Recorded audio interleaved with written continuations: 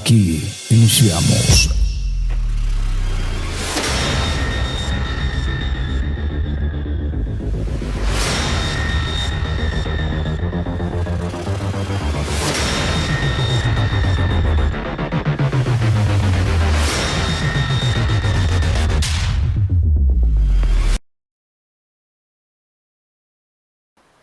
Buenas noches, comunidad sanmartiniana. Soy Naomi Montero del tercer año A. Esta noche queremos dar la bienvenida al arqueólogo, gestor del patrimonio cultural, documentalista y etnobotánico Hernán Hurtado. En esta oportunidad, iniciamos la entrevista haciendo uso de una técnica de recolección de información, denominada entrevista semiestructurada, y el tema gira en torno a la identidad cultural, el cual es fortalecido todos los años por los integrantes del proyecto ISMA, Identidad Sanmartiniana, al cual pertenecemos y esperamos mantener su atención. Bienvenido, arqueólogo Hernán. Agradecemos su aporte para nuestro proyecto y nuestra institución educativa. Creo que deberíamos iniciar la entrevista conociendo un poco más sobre usted. ¿Qué lo motivó a estudiar arqueología? ¿Qué tal? Buenos días, buenas tardes, y te agradezco mucho esta gentil introducción.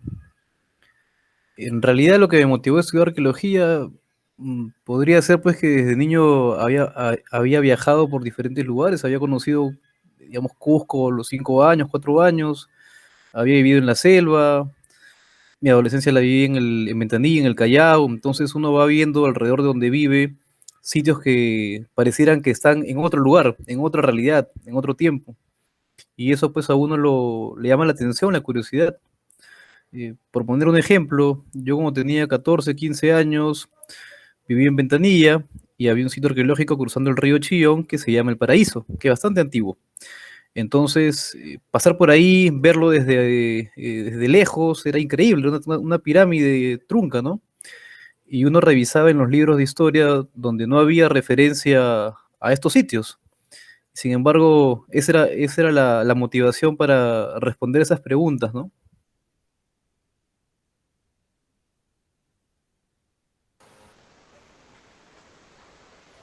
¿Qué es la identidad cultural y cuáles son las dificultades que existen para definirla? Por favor, ¿podría contestar esa pregunta? Identidad cultural en los últimos años, por no decir los últimos 30 años, ha sido una categoría de la academia conceptual que ha devenido en que la gente, en que digamos, el público no especializado, el público que no es arqueólogo, lo considera bien, lo considere dentro de derechos ciudadanos, lo considere dentro de derechos culturales. Es decir, es parte del ejercicio ciudadano tu identidad cultural, ¿no? Como parte de ese ejercicio ciudadano es el reconocimiento, el respeto, la tolerancia, si se le quiere llamar, a la identidad cultural, que es tan diversa, es tan compleja también. Todos aquí, o los que podrían escuchar estas palabras, podrían darse cuenta que sus ancestros, sus padres, sus abuelos, los padres de sus padres vienen de diferentes lugares, con diferentes formas de ver la vida, diferentes rasgos culturales, si se le quiere decir, y todo eso construye una identidad cultural bastante amplia, rica, que también nos hace distintos, pero también nos hace, de cierta forma, complementarios, ¿no? Conjuntos. Y digamos, las dificultades por ejercer esa identidad cultural en el país es que a veces nos cuesta reconocerlas, o nos cuesta reconocer una identidad cultural. Si bien podemos partir de que a 200 años de fundada la República, todos nos consideramos de identidad peruana, por poner un ejemplo. Dentro de esta identidad nacional existen aún formas donde la gente se ve distinta o distante. Entonces, eso creo es un reto que espero con el desarrollo, el avance, incluso la tecnología nos ha acercado bastante. Hoy podemos hablar desde la capital de un país, con el último rincón del Perú, y poder incluso contrastar nuestras expectativas culturales, ¿no? Entonces creo que esas son complicaciones que espero vayan demoliéndose por el mismo avanzar de las nuevas generaciones.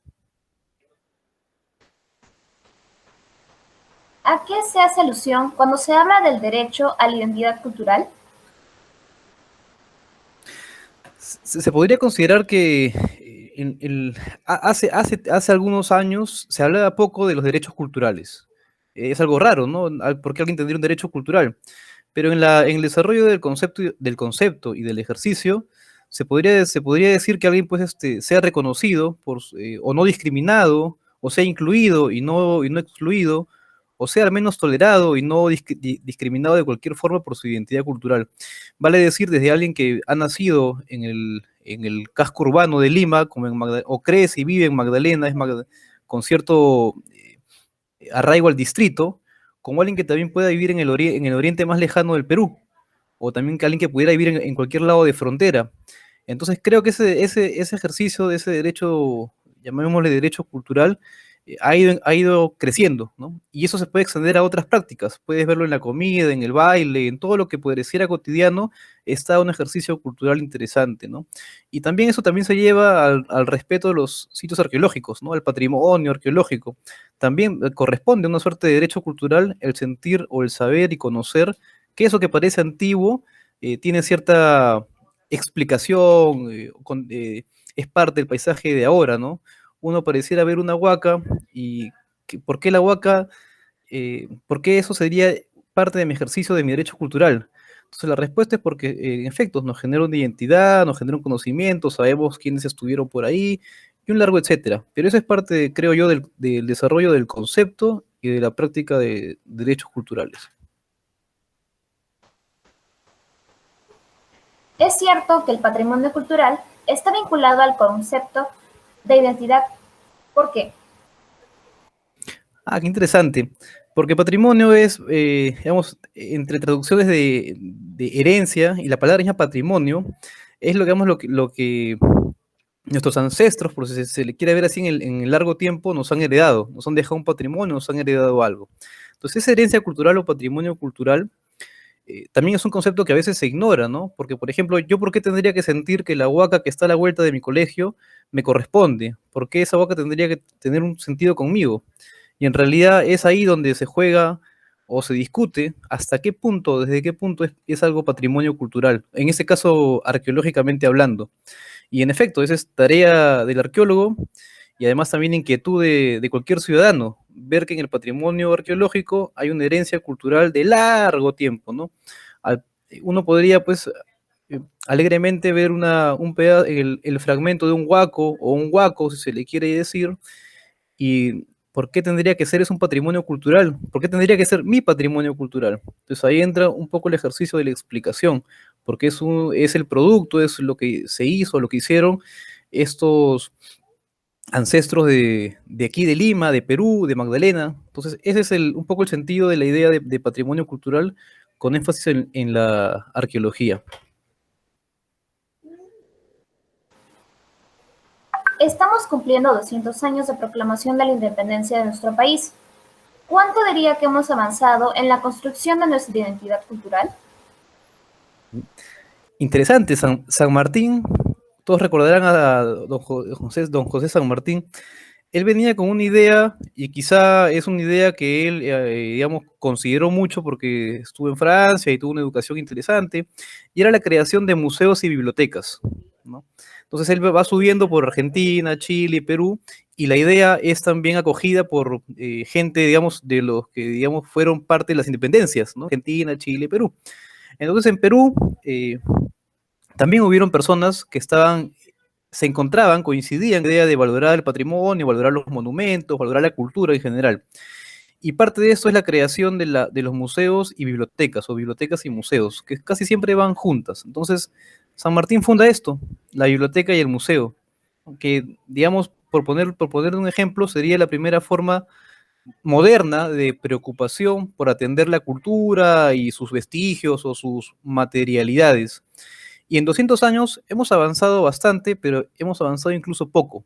Entonces suena contradictorio, pero es parte digamos, del reto también, ¿no?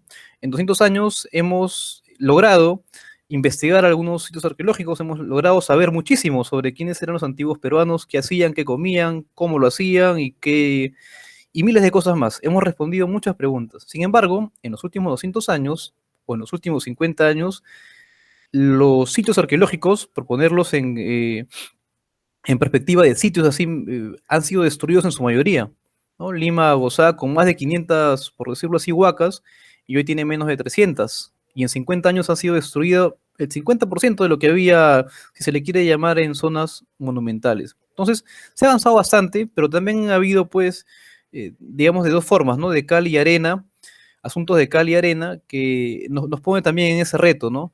Hemos avanzado con la construcción de especialidades o de especialistas, con la preocupación. Imagínense este caso, hace 30 años no hubiera habido la comunicación de un escolar con un arqueólogo sobre una huaca. Por más que se hubiera querido, no hubiera habido porque no era difícil, ¿no? Hoy esto se está ejerciendo. Entonces, esto, para verlo un poquito en perspectiva, es parte del avance, es parte de los derechos culturales y es parte también de uno considerar qué es y qué no es patrimonio cultural. Podría decirse que la igualdad es una de las características más importantes de la identidad cultural. Podría decirse que la identidad cultural es un valor, o podría considerarse que la identidad cultural es un conjunto de valores. Y en esa premisa de evocar valores, podría encontrarse la igualdad. Y yo, eh, quizá para ponerle otro ejemplo, llamar la igualdad de méritos, la igualdad de oportunidades, ¿no? La identidad cultural te permite ver ese gran horizonte de diferencias, pero también de considerar igualdad de oportunidades, igualdad de voces, ¿no? La tolerancia de las igualdades.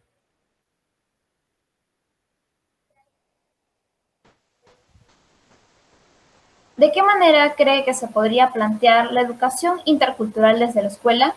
Es decir, ¿cómo podríamos apoyar en la puesta en valor de nuestro patrimonio cultural? Es una pregunta que en mi experiencia en Guantille me dejó varias respuestas, también frustraciones, pero varias respuestas interesantísimas.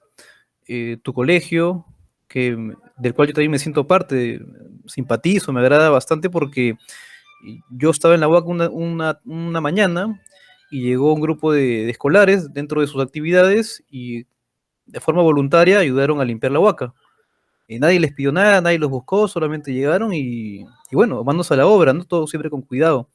Entonces, a mí me parece que a nivel educativo juega el rol fundamental, lo va a jugar el docente, ¿no? Yo no soy docente de colegios, pero digamos entiendo que es fundamental que el docente sea el tutor, lo que se considera patrimonio cultural. Ahí hay un gran puente entre otras especialidades. Y creo que eso al menos yo lo he visto en Magdalena, con lo cual me fui bastante, digamos, con una suerte pues de orgullo, de alegría de haber trabajado aquí, pero me ha tocado también otros lugares donde no hay esa consideración, o el mínimo respeto, o incluso ignorancias, ¿no? A veces se ignora, ¿no? Y van a rayar la huaca, van a tirar basura a la huaca.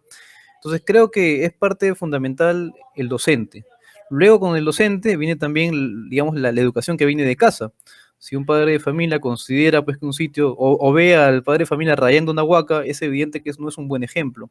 Entonces creo que juegan, es parte de la casa, es parte de la escuela y también parte de la comunidad de especialistas, ¿eh? Digamos, desde donde yo vengo, ¿no? Los arqueólogos debemos ser más amigables con el discurso de arqueología hacia los escolares, porque es el público más potente, es el público que mañana más tarde, entre quienes van a ser y no van a ser arqueólogos, van a generar un respeto por el patrimonio cultural. Quien fuera del colegio de ustedes, en el futuro, ingenieros, abogados, médicos, dentro de ese pack va a haber también el chip de considerar o respetar el patrimonio cultural. Entonces me parece que esas son, digamos, por donde está avanzando hacia bien, dentro de todo, bastante bien, los colegios, ¿no? El espacio público. Quizá un gran problema todavía es que esto no es parejo, ¿no? A nivel nacional, el país es bastante grande, no es parejo. Te puedo decir con bastante, eh, entre frustración y entre a veces revancha, que hay sitios que no son valorados o incluso son hasta afectados por la misma comunidad, ¿no? No vinieron de ahí, vienen de otro lado y no tenían mejor idea que empezar a guaquear, ¿no?